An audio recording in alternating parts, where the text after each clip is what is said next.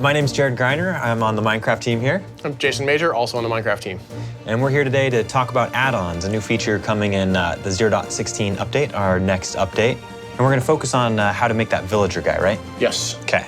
Yeah, so if you missed the earlier part, the villager is actually built out of the skeleton. So let's actually kind of jump to some files we have on disk here. Okay. So I've got, here's on this side here, we've got our alien invasion pack.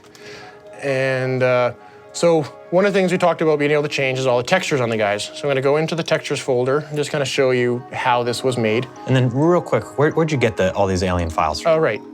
So the alien files, we downloaded those off of off their website for downloading our add-ons. Mm-hmm. Like basically, if you import that level that we were playing before, you'll already have all these. Yes. Guys. Yeah. If you import the level, it'd be there. It'll probably come in a zip file. So at the worst, you have to open the zip file and extract it out if you want to modify it yourself. Cool. But most OSs have that all built into there. It should be pretty easy for you to figure out. Sweet. So if we go into textures, entity, skeleton. Right, because this guy didn't really look like a skeleton. No, so he didn't look like a skeleton. What did you change about him? So open with paint. Let's zoom in because our textures are pretty small. Okay.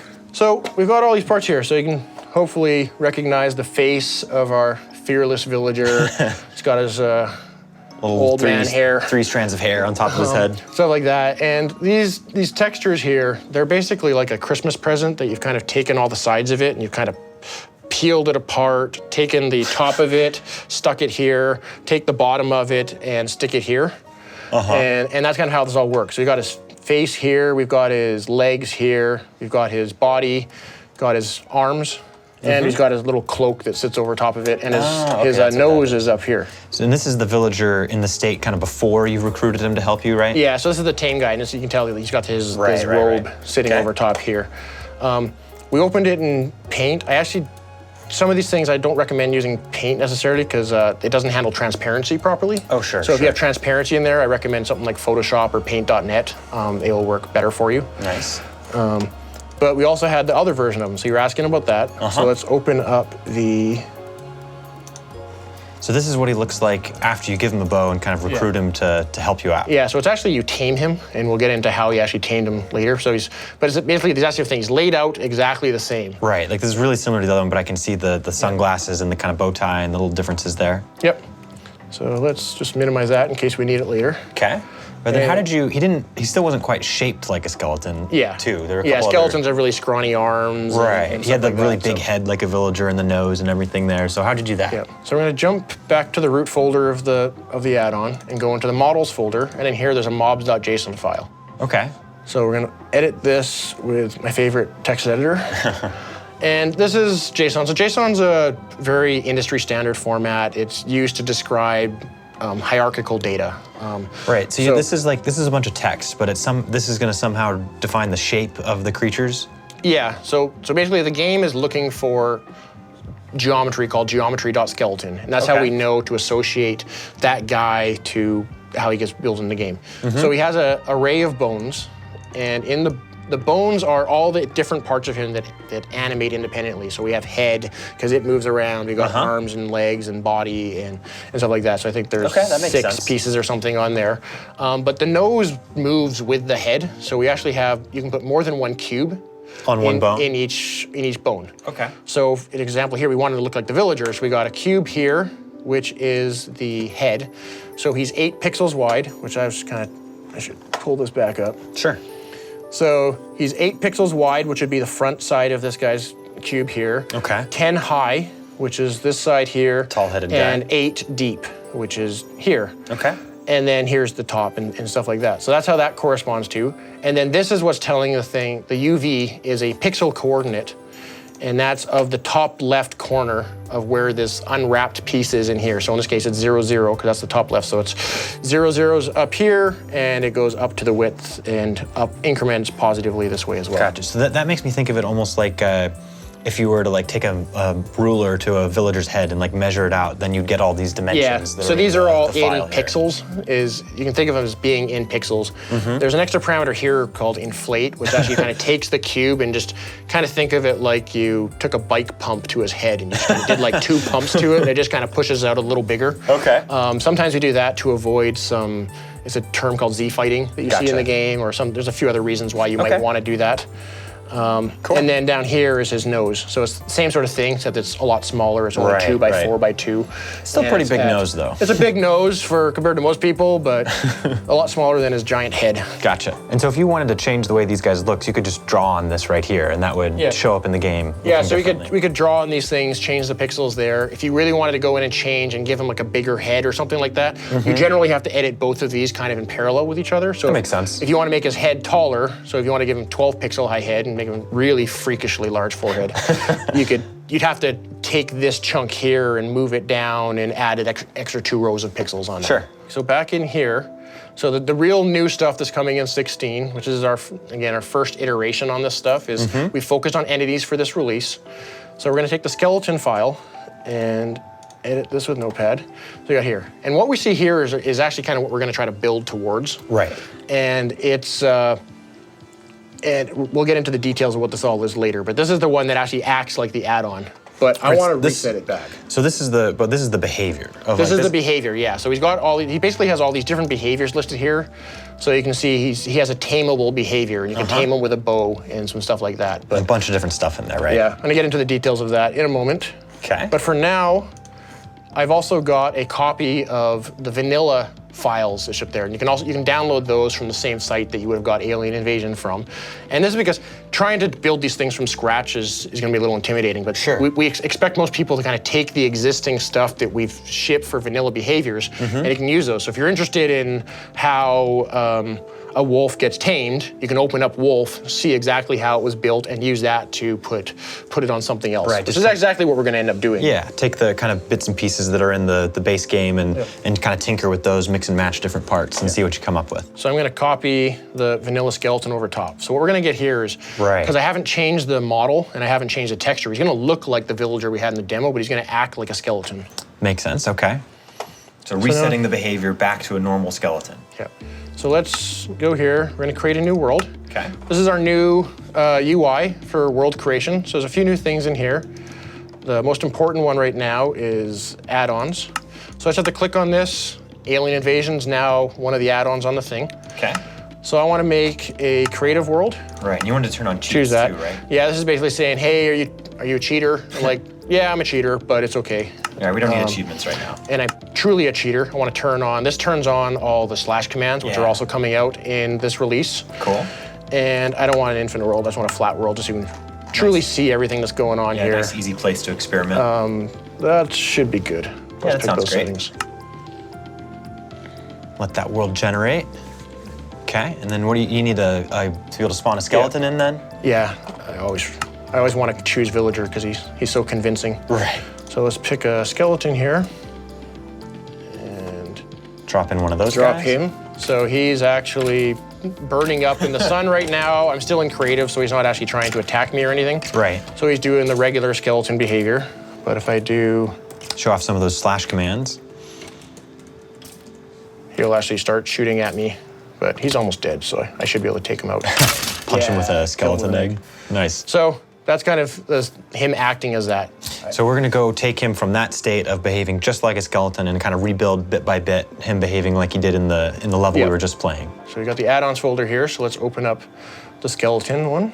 And so we've got, this is the original skeleton one, so we've got a bunch.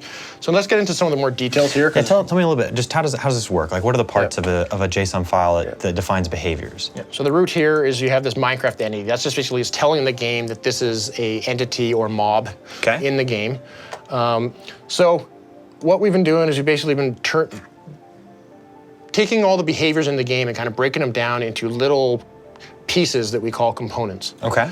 So there's things like the collision box, which is basically how big is he in the world. So this helps us know if you shoot an arrow at it, is it going to collide or not like that. How small of a tunnel can he fit into, all that kind of stuff. stuff. The identifier is, this is what actually, the game knows it wants to spawn a Minecraft skeleton, this is what associates that with there. So it knows that this is the thing we want to actually create when you drop that, use that skeleton egg, or he spawns naturally in the world. Yeah, okay.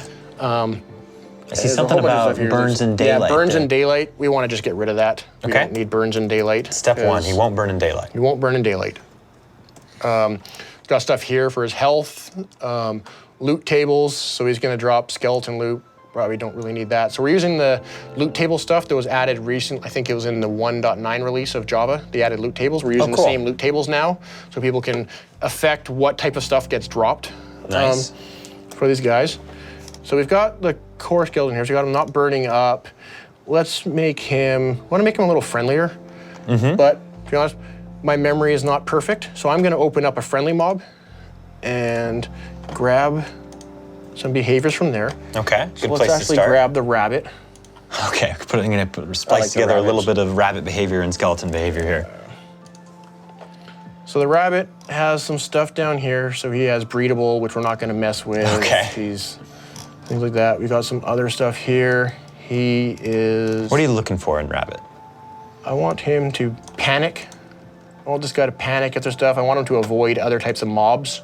Okay. And I want him to be tempted. Take that stuff. We're gonna go back to our skeleton here. And just paste that in?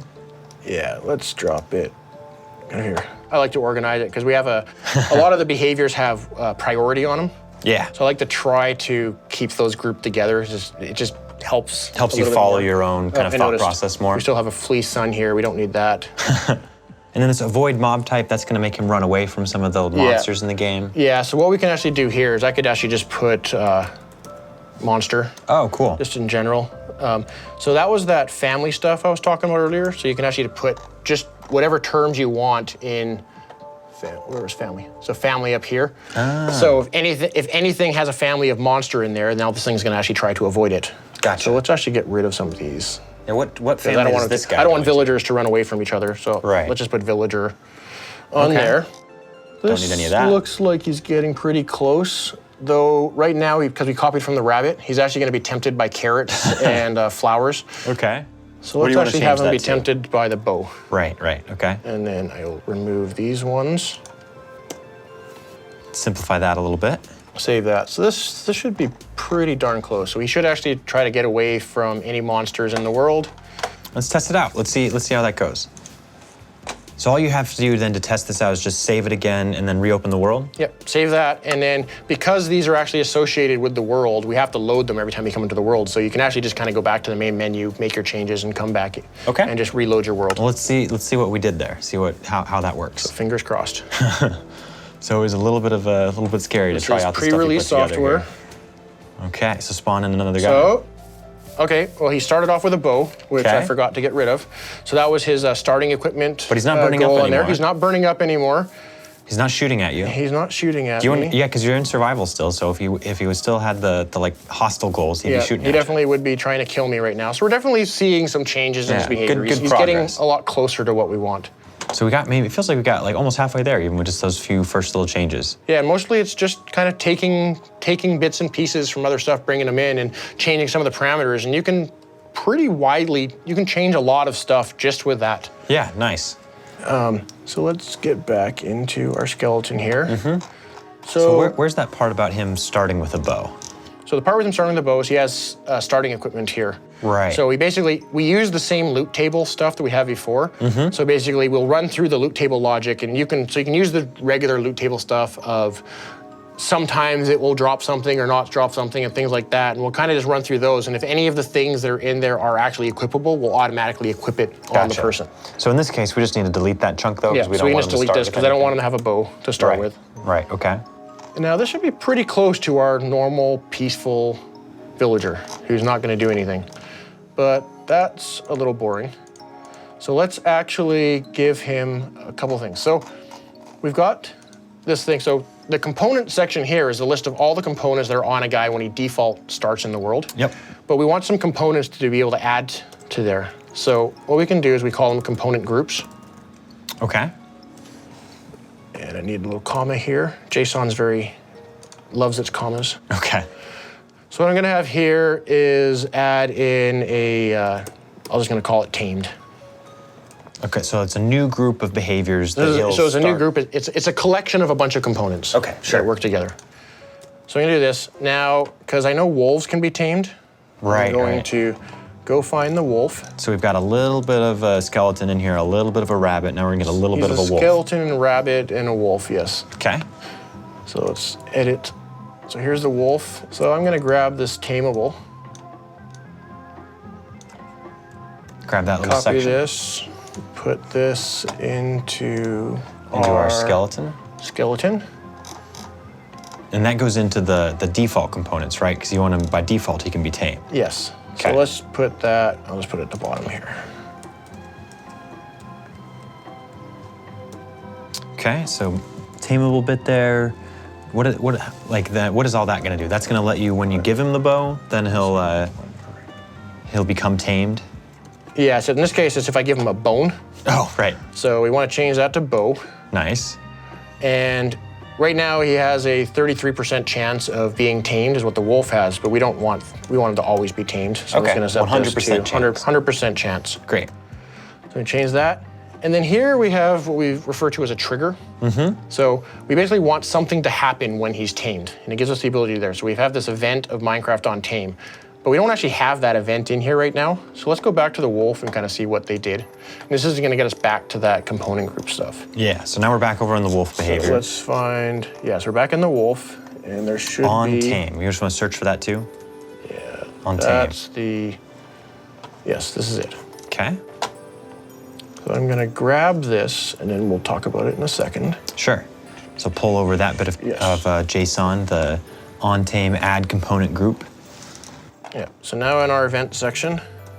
Okay, so this is a whole new section of the behavior Yeah, so this is file. something we haven't gone into yet. So we have our on tame event, and it's got some, so when you get an on tame event, which is what this trigger is gonna fire, Yep.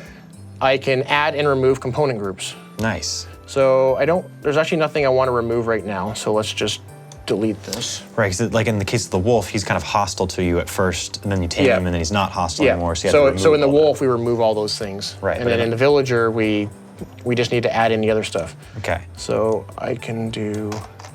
What did you call What I that call before? it That again? group? Tamed. The tamed group. Okay. Tamed. And then one of the things we had in... If I just leave it like this, it's not going to be obvious that he's tamed. Because Right, he's not gonna do we anything haven't actually new. changed anything when he's tamed. Right. So in this case, let's actually give him change his variant. And that's what's going to make him look different? Yes. Cool.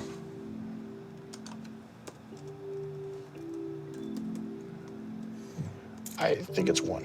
Okay, well, we'll find out. We'll find out. We'll give it a test here. So... Will that be enough right there just to test the visual changes when you tame him? It will. Let's actually also give the bow back to him. Ah, that makes sense, right? So then it feels like you've actually handed it to him. Yeah, I'm gonna open the old skeleton as well, Okay. just so I can, because I want to remember what that was. Sure. So we've got his starting equipment. Right, that little bit.